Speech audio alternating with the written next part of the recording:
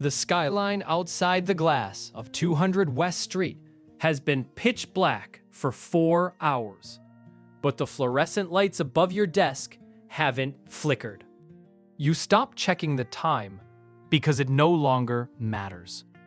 The concept of night and day has been replaced by before the market opens and after the MD goes to sleep. By now, your inbox feels more powerful than most governments. It dictates when you eat, when you sleep, and whether or not you'll make it to your best friend's wedding on Saturday. You are sitting at the absolute epicenter of global capital. The money flowing through the servers beneath your feet could buy and sell entire nations. And yet, your immediate, overwhelming concern is whether the logo on slide 47 is perfectly center-aligned. Everyone wants your job until they see what it does to your face. You have entered the most prestigious, ruthless, and universally envied financial institution on Earth, Goldman Sachs. Welcome to the machine. Getting the offer letter felt like an anointing. You beat out tens of thousands of other desperate, sharp-elbowed Ivy League valedictorians for this seat. Your parents bragged to their friends. Your peers looked at you with a mix of awe and quiet resentment. You thought you were stepping into a world of bespoke suits, closed-door cigar rooms, and master of the universe power moves. You thought you had made it. But Goldman Sachs isn't a destination. It's a filtration system. It is a towering hierarchy designed to extract the maximum amount of human capital from the brightest minds of a generation, rewarding the survivors with unimaginable wealth and quietly discarding the rest. It is a world built on unspoken rules, brutal calendar warfare, and a psychological conditioning so subtle you won't even realize it's happening until your entire personality has been overwritten. You are about to climb the most unforgiving ladder in corporate America. Every rung promises more money, more access, and more power. And every rung demands a piece of your humanity in exchange. Let's see how high you can get before you break. Level 1. The analyst, the meat grinder. You are the bottom of the food chain, the foundational layer of the pyramid. On paper, your title is Investment Banking Analyst.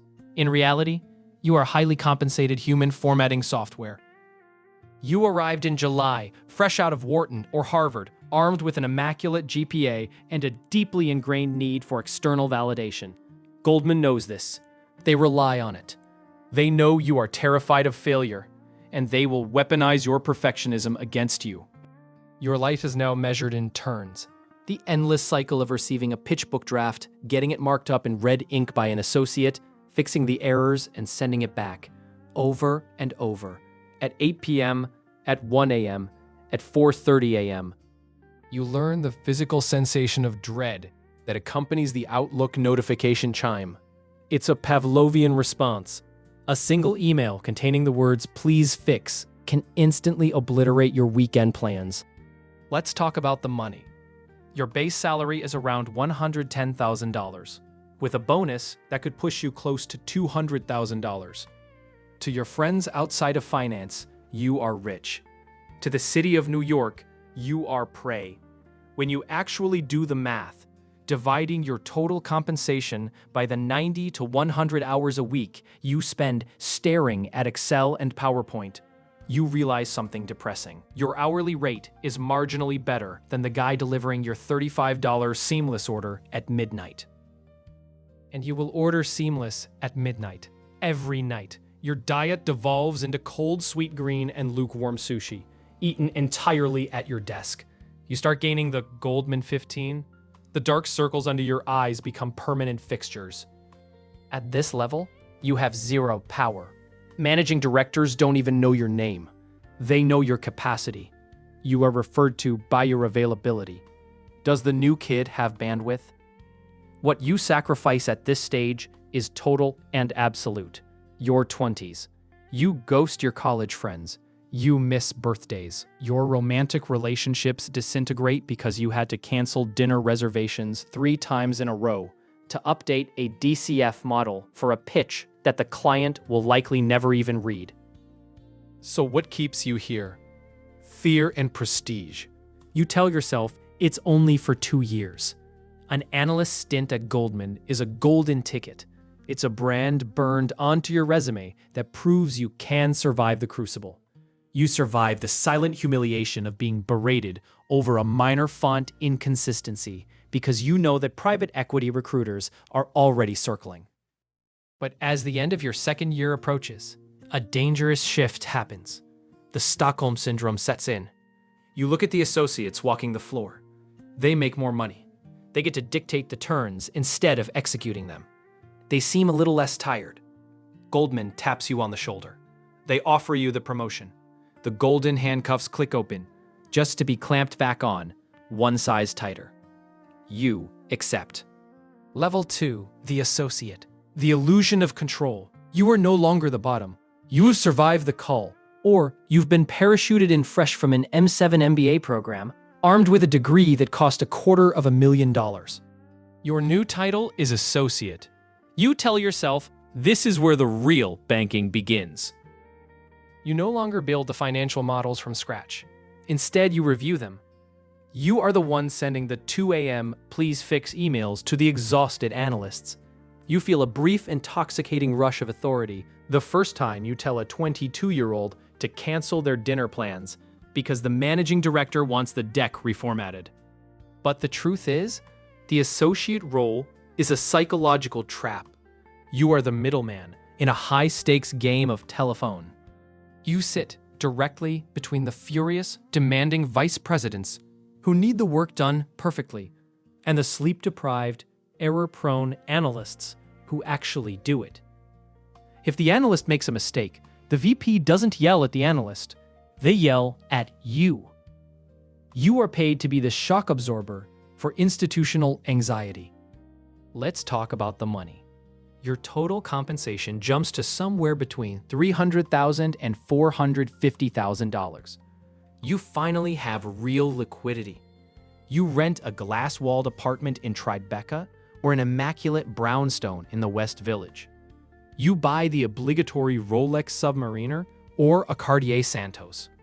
You upgrade your wardrobe from off-the-rack to custom-tailored. But here is the dark joke. You have absolutely no time to enjoy any of it. You only see your expensive apartment in the dark.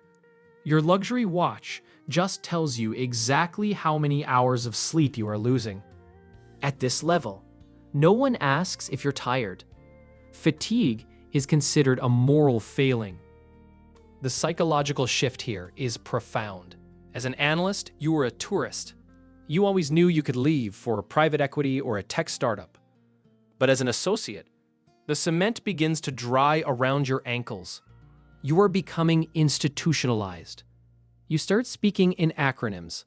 You start genuinely caring about the formatting of a footnote on page 82 of a pitch book because you have been conditioned to believe it represents your worth as a human being. You sacrifice your personality.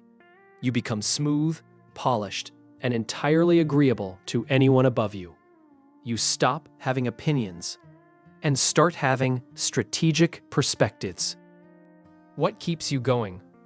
The illusion of proximity. You are invited to sit in the back of the room during client meetings. You don't speak, but you are there. You watch the vice presidents command the room, and you tell yourself that with just a few more years of grinding, you will be the one talking.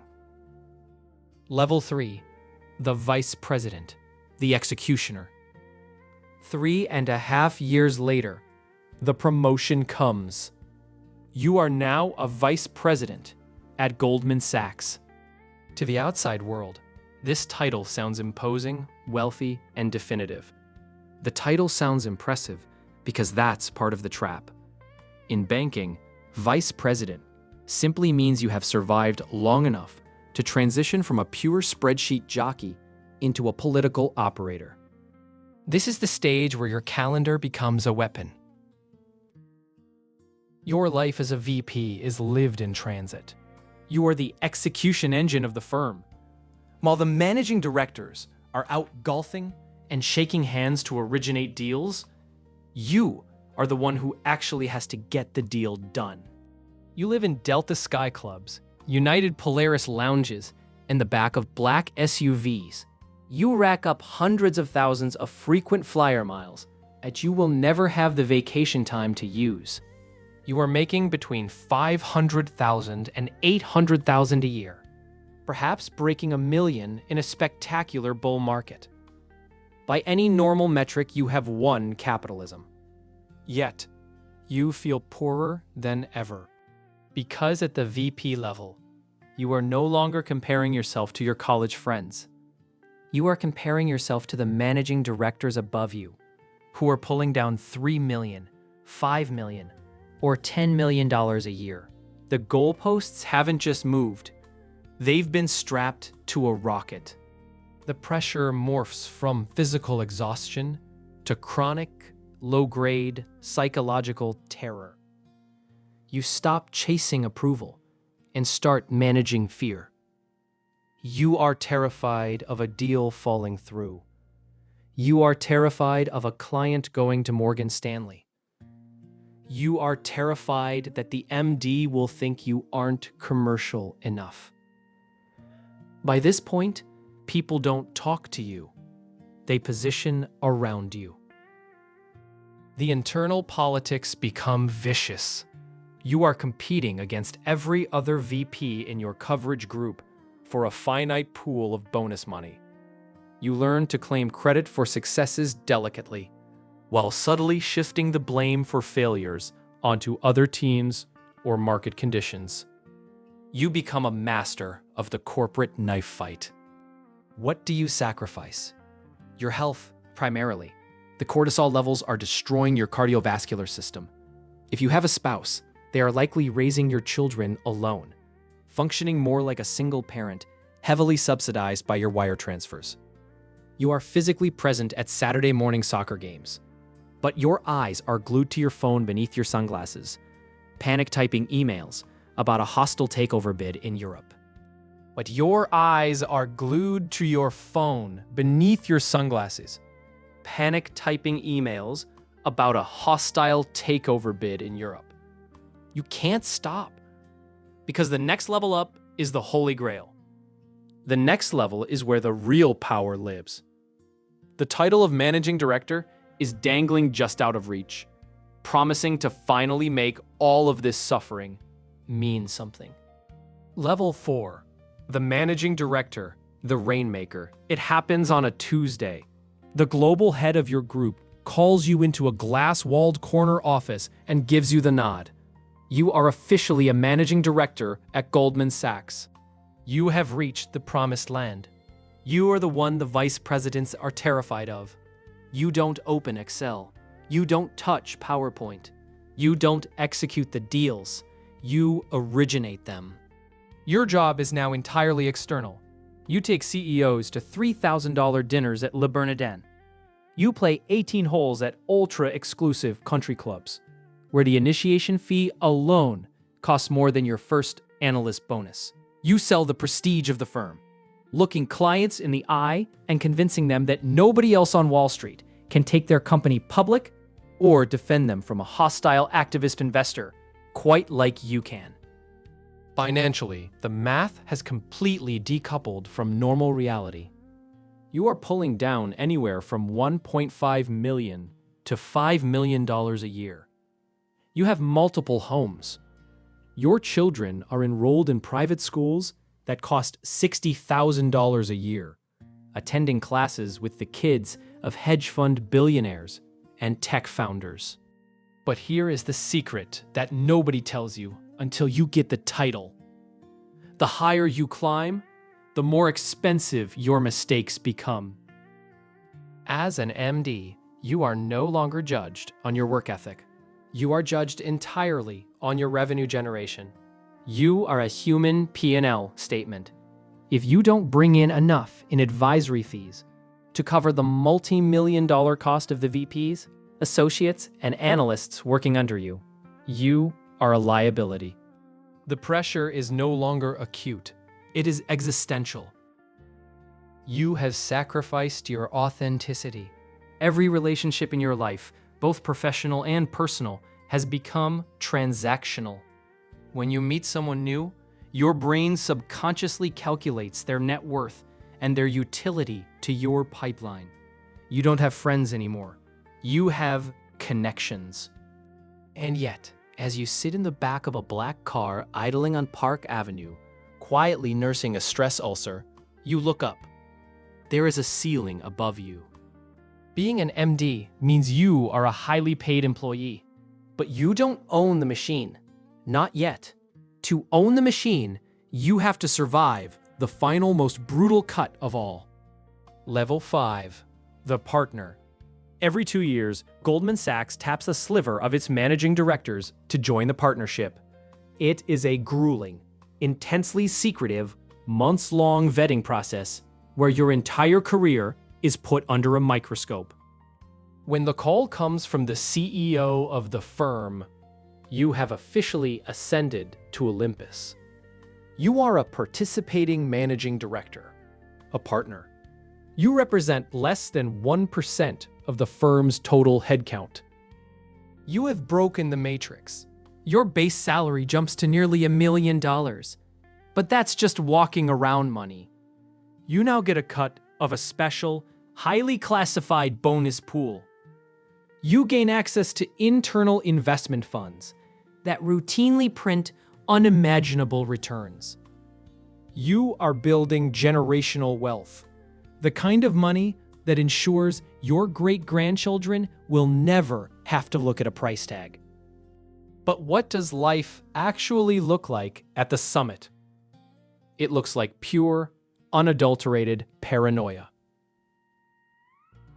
At the partner level, you are surrounded exclusively by apex predators. Everyone in the room is just as smart, just as ruthless, and just as deeply conditioned by the firm as you are. The internal power games are played invisibly, with silent nods, subtle reallocations of capital, and quiet reshuffling of reporting lines. You had supreme power, but you have absolutely no freedom. The firm owns your identity. You bleed Goldman Sachs blue. If the firm tells you to relocate to Hong Kong on a Tuesday, your family is packing bags on Wednesday. You have traded your entire existence for a seat at the table. You are a master of the universe, but you are completely isolated. Look out the window of your corner office at 200 West Street. The skyline hasn't changed since you were an exhausted 22-year-old analyst. You just own more of the glass. You survived the hierarchy. You beat the system. You accumulated the titles, the millions, the access, and the fear of everyone beneath you.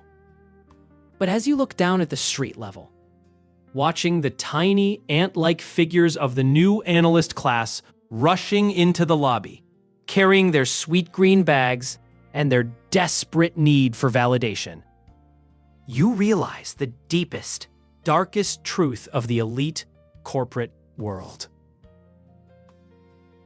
The money bought you everything, except the time to figure out who you would have been without it.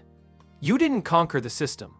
The system conquered you, and it paid you just enough to make you grateful for the privilege. Anyway, that's how you trade your soul for a Hamptons house you visit twice a year. Subscribe before your career becomes a cautionary tale. Is this really worth it?